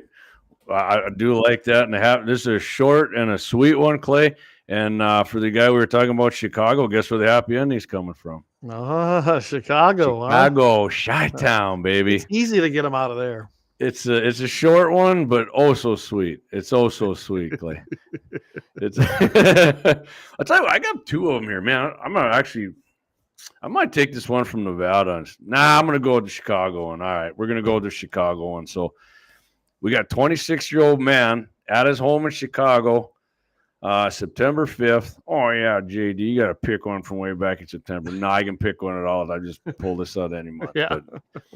But on September 5th, when a person entered the house without permission, the armed citizen fired at the intruder, struck him twice in the chest. Nice grouping, nice grouping. You got him twice, right where he wanted to. This, of course, then again, it takes off running, right? The guy who broke into his house, Clay, takes off running. But he was quickly located nearby and taken to a hospital. You know why they found him so easy and so fast? Was he bleeding out? Yeah, he was dead. The happy ending of the story. He was dead. He broke into a house. He got hit twice in the chest. Didn't make it far. They took him. Oh, you guys are sick. You're celebrating death. And neighbors around the home said, guess what? The guy was in there, had a family. Children lived there. He didn't want anybody to know his name and what happened. And, guy was, as he should be, not charged with anything. Somebody breaks into your house and you don't know what they're doing. And you got, especially when you got your kids in there, your wife or something, man. Guess what? The guy got what he deserved. It's a happy ending story of the week. And I made sure it was a real happy one for my last one. Well, we might have to have you come back and do a cameo one. Yeah. Oh, for sure. We might. I got some ideas for some happy ending video story there. And I gotta explain that to everybody, guys. Jamie is not mad. We're not fighting. In fact, we still talk probably just as much as we always did. But so he's still gonna be around once in a while. Yeah. You'll see me in the comments section. I'll promise. There you go. Like and hey, Craig, he says I'm gonna get some of them T-shirts. Hey, sounds good. If you want to wait for the new designs, I'm gonna be launching them next month here in about a week or two. I'll get them on there. But you can go to gunsand701.com/store. If you hit that, just the main website, the store logo, the thing's right there. We made it really, really easy to shop online there. So yeah. So other than that, Clay, if you guys got anything else to hit on, well, we can hit on it quick, but don't forget Friday. I mean, if you're like, God, I'm glad this guy's gone. I got bad news for you. Friday, I'm going to be on with Clay on. I don't think anyone thinks that. Friday morning, 8:15 a.m. Central, 7:15 a.m. Mountain. Clay and I are Guns in the 701. We're on there from. I mean, it is like 45 minutes, but in reality, with all the commercials, it's probably Clay, 20 minutes, but about 20 to 26 minutes is what it comes out to when I edit out everything. Yeah, but we got some good subject. Actually, Todd's not going to be there. Todd's actually still with his mom, I think, down in Minneapolis. We're going to be on there with Iron Mike, but so it kind of depends on if Mike. Jesse keeps his boy. He's right on the schedule. Todd lets it fluctuate. Jesse drops the guillotine when he's like, it's over, boys. It's commercial break time. So. Like I said, 8:15 Central, 7:15 Mountain, 5:50 a.m. Of course, you can catch everything on iHeart and any other podcast that you guys get. We're on just about every single one out there. It's pretty easy to find. Of course, check out the website. I almost did. You know what? I've been retired for how long? I still almost say Friends of NRA. I'm so used to saying it. But anyway, gunsand701.com. Check us out over there. We've got everything, all the info. It's all there, guys. So, and if you don't like AM, you can catch it on 99.7 FM. And like Clay said, hey, if you don't like either one, go on iHeartRadio and listen to it anywhere you want. And if you can't get it on there and you're like, it's Saturday, you're like, damn, I missed Guns in the 701 on KFYR. Good news for you. You can catch a podcast of that on iHeart too. Or if you're by your computer, right, Clay, by your computer, go ahead and just watch the video replay of it. Clay cuts all the commercials out and because the commercials when we're on there don't pay us anything. So, so I cut them out. Yeah. You don't need to take an axe. You need to take a scalpel. Remember Obama said that? Yes. So Iron Mike Tyson, not Iron Mike Wagner. Yep. Hey, Dougie, happy trails. Appreciate that, man. I hope you enjoyed them B-Love Pounders that I swung by with, and we'll be seeing a lot of each other for sure. Oh, Greg, he looked perfect. Yeah. Perfect. Love it. Hopefully, maybe this January I can get up there, and if it's nice days, we can go hit the range and do a little shoot. I'm hoping you get some snow down there. We need to make some red mist in the prairie down there. Yeah, and I've told Eric about that too. So that's going to happen. But right now we have none here. But you know what? They might have got some down that country, but I don't know if it's still there. So playing off that just for a second, Clay. You wouldn't believe how many people think prairie dogs hibernate. I know, and they don't, do they? No, they They're do a not. semi-hibernator at best. It can If that's even a be term. 5 below zero, and if the sun's out and there's no wind, prairie dogs will be out on their burrows, loving up the sun. Oh yeah, middle of winter. If it's nice out, sun shining. Hey, how Josh do you know says, that, JD? Because I've done it before. I've shot them before. It was great. I have two. JD, Josh says, we're gonna miss you, JD, but hope you enjoy your time off. So thanks, absolutely. Josh. Hey, man, it was a pleasure meeting you, and I appreciate you more than I can say of being a great follower and supporter of the program. Thank you, sir. Absolutely. So, well, with that, I don't know if anybody's got anything else. I'm just going to close with this again. Jamie, it's been a pleasure. I'm going to miss you on there. I ain't going to lie about that. This was fun. This has been something that was never on mine or your bucket list. And just kind of started with a phone call, you coming in and helping me when we was over there filling in. So I don't know. It turned in. It's still going. And I know you'll be on here once in a great while. I know you will. Sure. Maybe especially during right before hunting seasons. You know how that goes. Need that insight. So. Yeah, for sure. If something big comes up and, you want to hear my loud mouth, you can get me on anytime you want. So, like that, who knows? Maybe I'll need a break and hey, man, can you just fill in this week? I've had enough. Yeah, like I told you, I'm in for that. Like I said, I got all this equipment. It's going to be here, so it's not doing nothing. Hey, Josh, don't worry. When the prairie dog shoots back on, we'll be down there. Dave. Don't forget, man. I want some more than I told you. I want 2 bags of them 64 grainers. I reserved mine. I got to get up there. I want those. Whalen said he doesn't think they're out all year round. Prairie dogs. Ours are. I've seen them. I've shot them all year round. In fact, I've seen some just the other day when I went south down here by a town. They were out there. Actually, so if you go west on 94, right before you get to New Salem, there's like an old homestead on the south side of the interstate. I mean. There's snow everywhere, and they're popped out. Me and the blind guy always talk about it. Like, man, what if this guy let us go in there at the 22s or something? Just because they're big fatties, man. They don't look scared of anything. And seeing a big fat prairie dog on his burrow, some people don't get it, but man, I look at that, and that's just like looking at a perfectly grilled steak and a beer and some potatoes next to it, a baked potato, and I'm like, how can you resist? Yeah. Exactly. Hey, I got to remind everybody too. Check out the Rumble channel. That's got a lot of content on it too now. Guns-in-the-701. Just search it. It should come up. But we also have a Telegram. If you're on Telegram, please look up Guns-in-the-701. We have one on there. So we're, and of course we've got Getter, we've got True Social. There's not a lot of activity on those because there's just not enough people. Yeah. On those platforms for it. So we are everywhere. But go and check them out. Man. I've seen X. They're going to start letting you do comments and stuff on there, Clay. So, I don't know. What's that? X is going to start allowing comments. I seen that on Restream. Hopefully they do. Yeah. Hey, thanks, Whalen. Great show, guys. JD going to miss you. Clay can handle it. Absolutely, Whalen. I hope so. Yeah, and Dave's got them. I'm serious. Yeah, Dave just saved me 2 bags. We'll be in contact. I'll get over there and I'll get them from you at some point when you're in town, or if you're in Bismarck, give me a holler and swing by the lab. And so next week we're gonna kind of do it's gonna be the Guns-in-the-701 with a little twist. It's gonna have a little relaunch. Yeah, what's the new deal gonna be about? I heard about this new 701 show. I want to check it out. Yeah, well.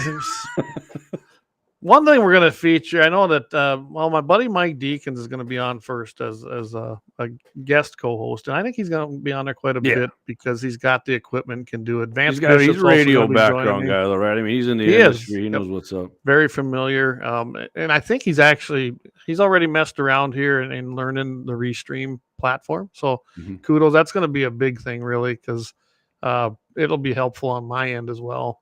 To have him be able to do that, just in case, like you, I know we taught you, but it was kind of self-taught. But you done it, you got her figured out. So it's you're knuckle dragging a uneducated right wing gunman can figure some things out. Another one, Corey Merriman, who listens to the show, he's going to try to join in once in a while. Like I said, Vance Bishop out of Georgia, Andy Elliott from Blade Rain said he'd be more than happy to come on. Everybody knows Andy, man. He's a charismatic dude. I love him. He does a great job. Always in a good mood. But we're gonna have I got about 5 people that are willing to do it, and like I said, I mentioned it. I didn't get a chance to talk to Matthew.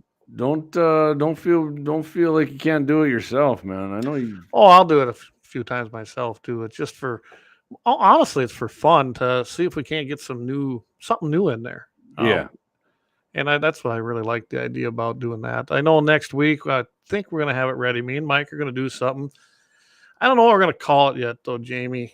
But one of the things is we're going to go over bug out bags. And I know everyone's got their idea. Yeah. I think the farce and blade is a must. It serves a purpose. They're sharp as hell. They got the parachute cord on it, and you can use that. And that'd be, it's lightweight. It's got a case for it. Don't worry, guys. But it'd be one of them things that, hey, I think you could really use it, and it'd be a helpful thing to have, and it covers two things. I suppose your bug out bag would have some Coors Light in it. But absolutely. so yeah, we're gonna be trying a few things too and having some fun with it. But happy ending is staying, guys. I'm telling you that's staying, and whether I do it or one of the other guys does it once in a while, or who knows, maybe I'll get Jamie to. Maybe I can record one and do it once in a while. So come in, for sure.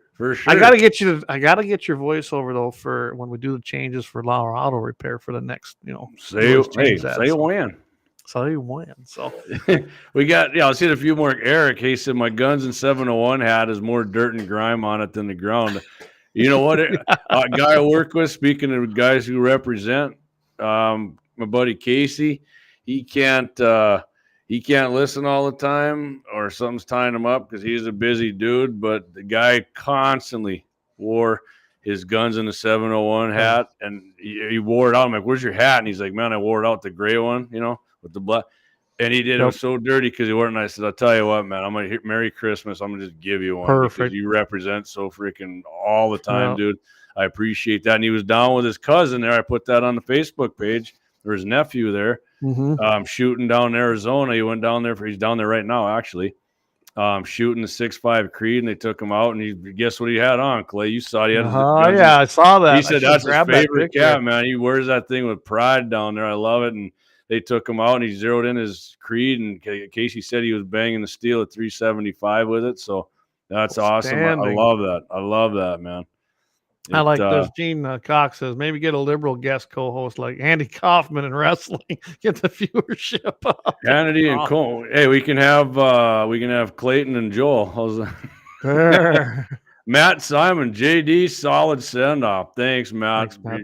Thank you for tuning in, buddy. I really appreciate it. Matt says you're a solid dude too. So don't. Matt's but hey, guess what? Remember we had on Constitutional Chafee. We did. Man, bad news, Naomi? Man. She got married, man. Did she? Oh, I didn't know that.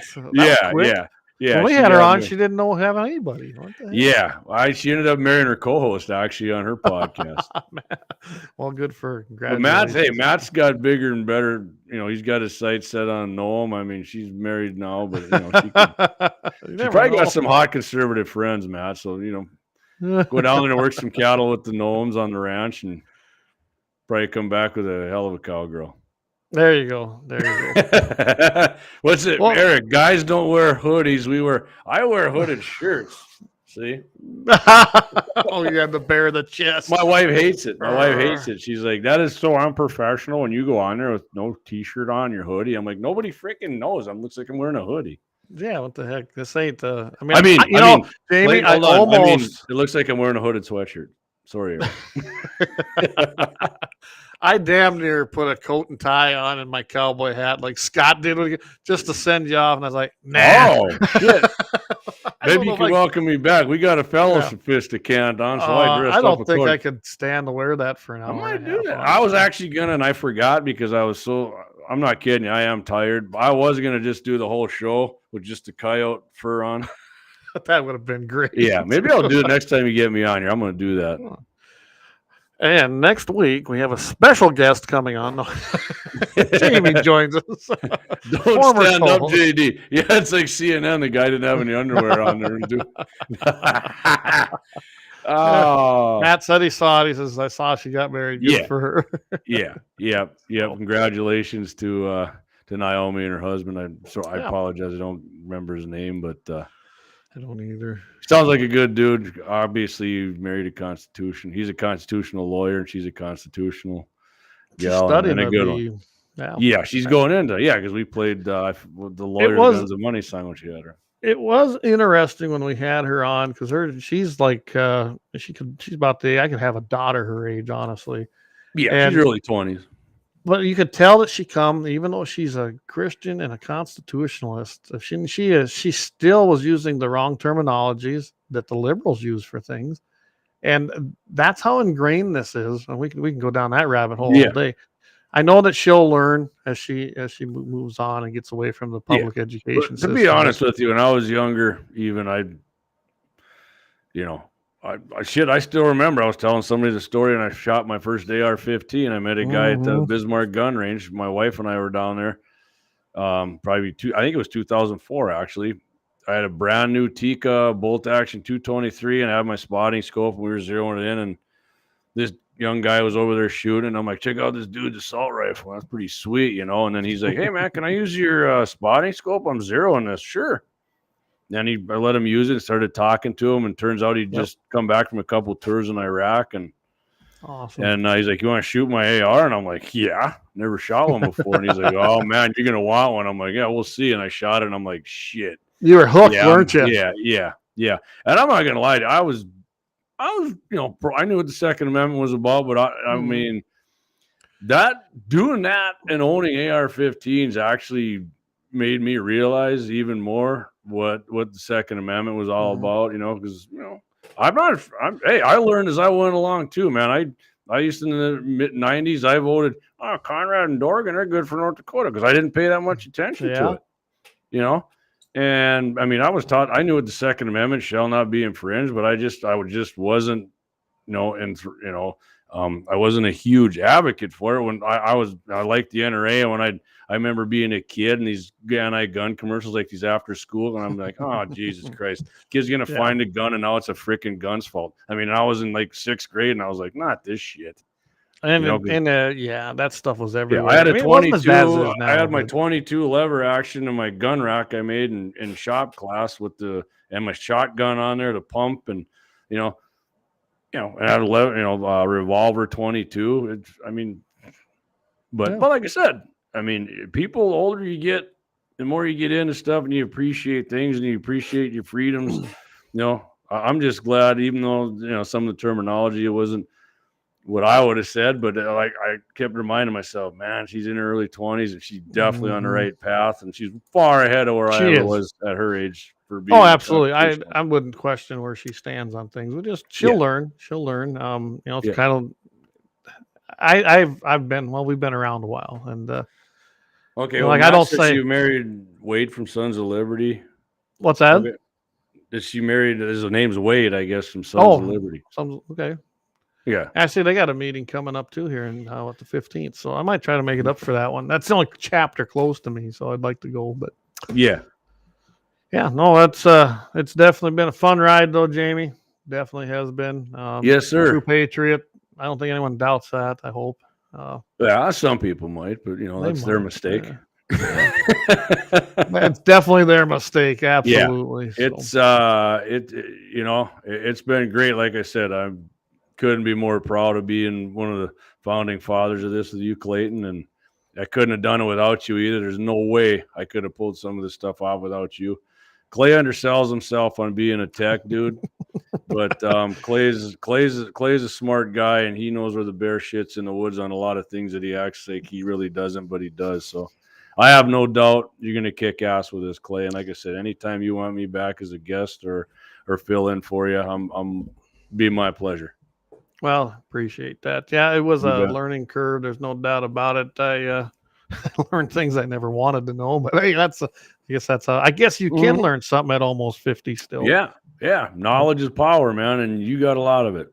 And don't worry, guys. Jamie figured this out too. I remember the first time we kind of walked you through the restream thing, and he could run this too. So it was nice that we were able to. Yes, sir. We were a good team, and we still are. I'm going to miss you on here. I really am. It's kind of sucks, but I get it. I do miss you too, buddy. I know. We still talk. I have no doubt. I mean, that's not a big deal. I know when I'm in town, I'll probably bug you. I finally got the speakers out of your garage, so that was yeah, you did. Got them in my Quonset now. So. Yeah. So real quick before we head out, we got a couple more comments. Our buddy Brian Warner, fellow MVE, really begin to appreciate like-minded people as you get older. That is true, Brian. That is 100% true. Gene Cox, back in the 80s, we had guns, heavy metal music, AIDS, and the Cold War. How did we survive? And no helmets and no seatbelts. Yeah. And yes. Yeah, Whalen Turks. What about Gene Cox? What about the lead paint? Yeah, no shit, right? I didn't even know what the hell lead paint was. It was just paint, right? It was just paint, yeah. And then I was like, what if somebody eats lead paint? And I'm like, who the hell eats freaking paint?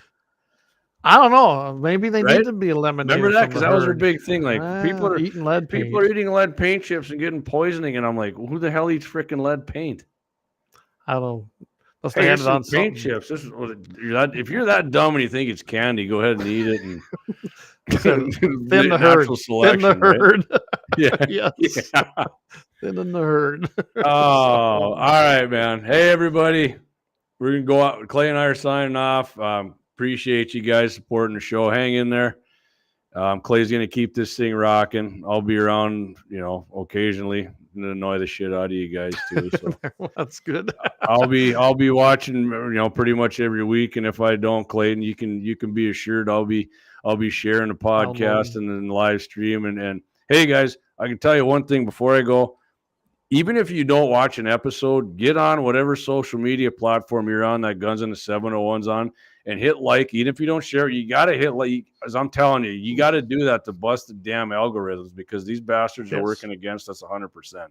And just by hitting like, even if you don't watch it, you are going to bust the freaking algorithm. You have to do that. Like it, follow it, and share it, things like that. Yeah, share it helps even more. But my wife, she says babies chewing on cribs. Where that come from?